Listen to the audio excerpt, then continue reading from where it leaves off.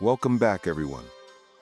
Today, I am going to take you into a place so isolated, so secretive, and so terrifying that the world calls it the Hermit Kingdom. But listen carefully. This is not a documentary. This is not a movie. This is not fiction. Everything you are about to hear is real. Real people, real suffering, real fear, real life inside North Korea. Imagine waking up every morning knowing one thing: your life does not belong to you. You don't choose your clothes. You don't choose your job. You don't choose your school. You don't choose your future. You don't even choose your thoughts. Every second of your existence is watched, judged, controlled, and punished. Imagine living in a country where one wrong word, even whispered inside your own home, can make you disappear forever. Where crying too little at the leader's funeral can send you to prison. Where trying to leave can destroy your whole family for 3 generations. Can you imagine living like that? Today, I am going to pull back the curtain and take you inside North Korea, a world so hidden, so controlled, so terrifying, that even most North Koreans themselves don't know the truth about their own country. By the end of this story, you will feel shocked, you will feel angry, you will feel heartbroken, and you will feel grateful for freedoms you never even realized you had. But don't watch just the beginning. Don't skip the parts that are hard to hear. Watch until the end, because only then will you truly understand the full truth behind life inside the Hermit Kingdom. Take a deep breath, because this is the truth the world was never meant to hear. For more than 70 years, a single family has ruled North Korea with absolute power. 3 generations, 3 dictators, 1 dynasty of fear. It began with Kim Il-sung, the founder, a man who built a system where he was not just a leader, he was a god. Children memorized his quotes before they learned to write. Adults hung his portrait on their walls like a holy image. Every citizen bowed to his statues as if they were bowing to a deity. Then came his son, Kim Jong-il, the dear leader. He expanded the culture of worship, turning obedience into a religion. He created the myths, the lies, the fear. Stories like he could control the weather. He never used the bathroom because his body was too perfect. And people believed it, because in North Korea, not believing is a crime. Finally came the grandson, Kim Jong-un, the ruler today. Young, unpredictable, merciless. He inherited a nation where every citizen's life belongs to him. One man controls 26 million people. One man controls the food. One man controls the army. One man controls the truth. This family does not run the country. They own it. They treat North Korea like their personal kingdom, a place where their comfort matters more than millions of lives, where they live in unimaginable luxury while the people starve. But the most terrifying part is not their wealth or their power. It is the system they created to ensure that no one ever questions them. A system designed to break your spirit before you are even old enough to speak. It is called songbon. Imagine this. You are born, you take your first breath, your parents hold you for the first time, and at that very moment, before you can even open your eyes, the government has already decided the entire future of your life. Your education, your food, your job, where you live, who you marry, how much you eat, whether you live or whether you die. Welcome to Songbun, North Korea's invisible ranking system. It is not written on paper, it is not spoken out loud, but it determines everything. Songbun divides North Koreans into three main categories. 1. The core class, loyal families trusted by the regime. 2. The wavering class, not loyal enough, always watched. 3. The hostile class, considered enemies from birth. Where you fall depends not on what you do, but on what your ancestors did generations ago. Did your grandfather fight for the government? Good, you get a higher songbun. Did your grandmother once criticize the leader? Bad, you get a low songbun. Did your great-grandfather own a business before the country formed? Very bad. You and every person in your family are now considered untrustworthy. Imagine that. Being punished for something your great-grandfather did before you were even born. You can never escape it. You can never change it. You can never rise above it. If you have high songbun, life is still hard but survivable. Better jobs, better food, better cities. If you have low songbun, your life is a living nightmare. The worst jobs, the worst food, the worst schools. And even if you obey every rule, even if you make no mistakes, your life will never improve. Your songbun is a permanent curse. And yet, songbun is only one layer of control. Imagine waking up in the morning. You walk to your closet.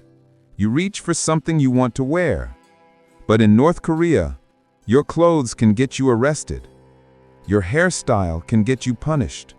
Your makeup can take you away. Your jeans, your shoes, even the shape of your skirt, all controlled by the government. Women must wear long skirts.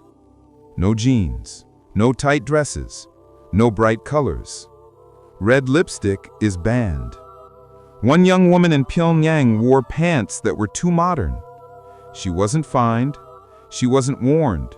She was arrested and sent to a re-education camp for months. Even your hair is regulated. Only 50 approved hairstyles are allowed. Dye your hair? Punished. Grow it too long? Punished. And makeup? A forbidden crime if it resembles Western influence. All of this is done for one reason. The government fears individuality. A society that expresses itself is a society that thinks for itself. Independent thought is the greatest crime. Now imagine opening your fridge and finding nothing, not a single piece of fruit, not even a grain of rice. Because in North Korea, your food is controlled by the government. Every family receives a monthly ration, but the amount and quality depends on your songbun. High songbun, rice, eggs, vegetables. Low songbun, corn, cabbage. Barely enough to survive. A man who escaped said, "My family got only 3 kilograms of rice for an entire month. We mixed it with grass and tree bark so it would last longer." When rations are not enough, people turn to the black market, the Jangmadang. Buying there is illegal. If caught, your food, money, and freedom are taken. One man risked months of savings for rice and was sent to a labor camp. Hunger is a permanent shadow. More than 40% of North Koreans don't have enough to eat. During the 1990s famine, over 1 million people starved. Parents watched their children weaken until they died. Meanwhile, the leaders feasted on imported steak and wine. Hunger is control. Desperation keeps people too weak to rebel. To understand North Korea fully, you must see the darkest places, the prison camps, or Kwanlee-so. Here, 80,000 to 120,000 people are held. Some committed crimes, some were born into the wrong family.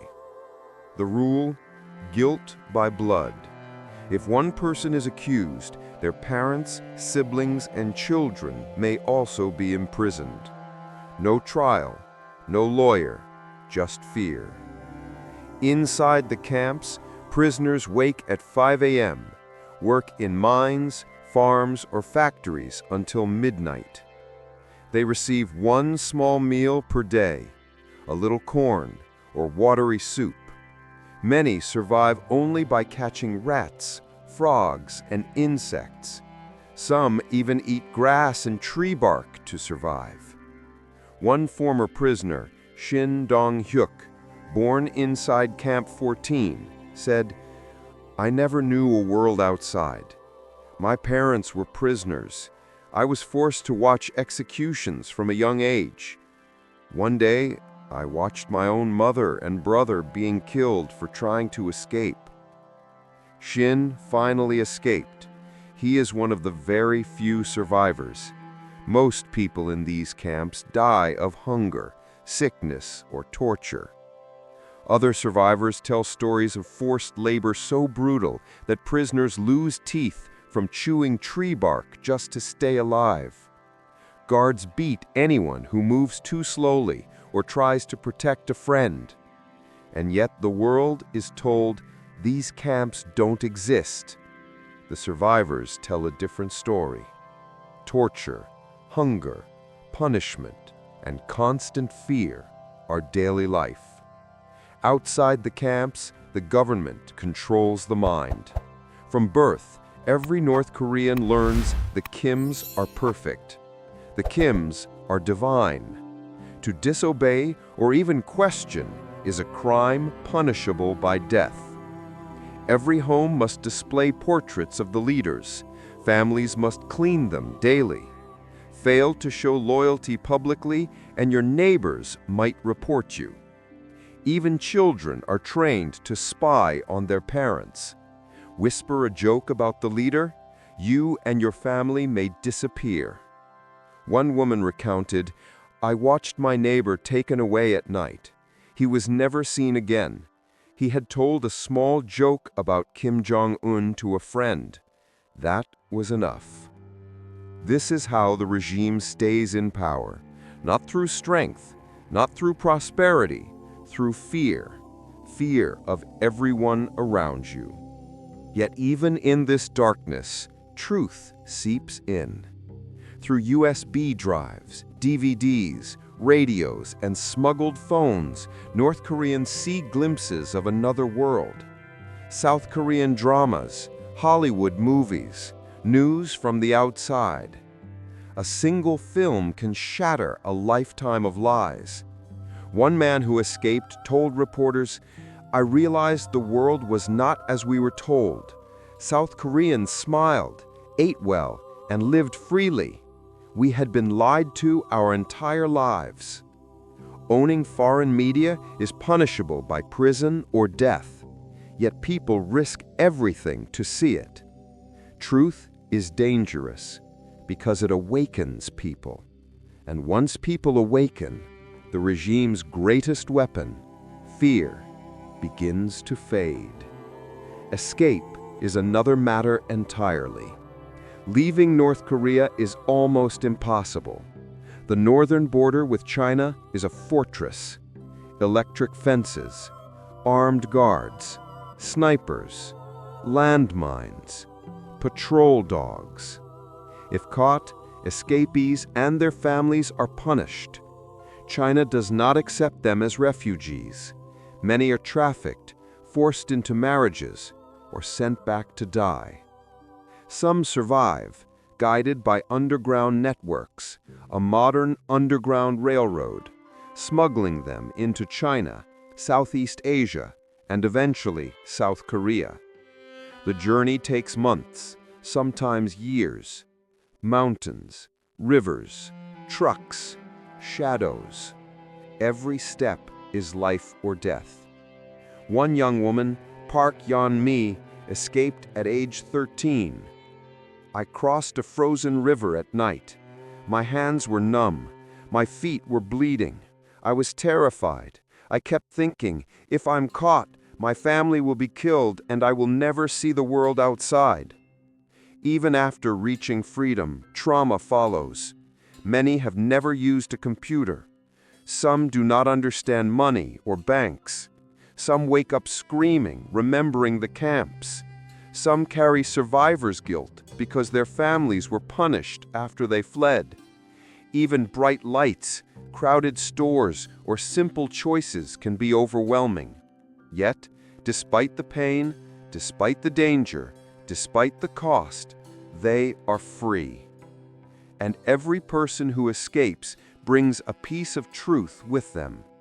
Their stories spread, their voices echo, their courage inspires others. But freedom is not enough to erase decades of brainwashing. North Korea's propaganda machine is relentless. Schools teach children that the leader is a god. Every newspaper, every radio, every television channel is controlled by the state. The outside world is painted as cruel and empty, full of danger, poverty, and oppression. One former teacher said, "We told children about Americans and South Koreans as enemies. We taught that life outside was miserable. They believed it because it was all they knew." Even the most educated North Koreans often have no idea what life is like outside the borders. North Korea is also a nation of fear through spectacle. Public executions are common. People are forced to watch. Punishment is not private, it is a message to all. One defector recounted, "A woman was executed for smuggling a Bible. Her parents were forced to watch. The message was clear: disobey, and death comes for you and your family." This system ensures total obedience. Every citizen learns that disobedience is not just personal, it is generational. And yet, despite every barrier, people still resist quietly.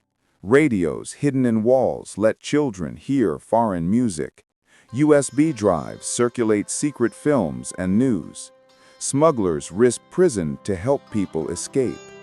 Every small act of defiance is dangerous. Every shared truth is life-threatening. But each act chips away at the regime's control. One woman said, "I hid a South Korean DVD for 6 months. I showed it to 5 neighbors. They cried, they laughed, they remembered what life could be." Truth spreads in whispers, and whispers are harder to silence than bullets. So what does the future hold for North Korea? Experts say there are 4 possibilities. Sudden collapse. The economy, army, or society breaks. The regime falls. Chaos reigns. Millions flee. Nuclear weapons become a threat. Regime survives. Kim Jong-un tightens control. The dynasty continues, and the system of fear persists. Slow transformation. Smuggling, media, and awareness slowly weaken the system. Small acts of rebellion grow over time. Peaceful reunification. North and South Korea reunite after decades of separation. The dream of one people, one nation, finally realized. The key truth: North Korea will change when its people awaken. A USB drive, a whispered conversation, a movie, a song. These tiny sparks of knowledge are far more dangerous to the regime than armies or missiles. Because once fear dies, dictators fall.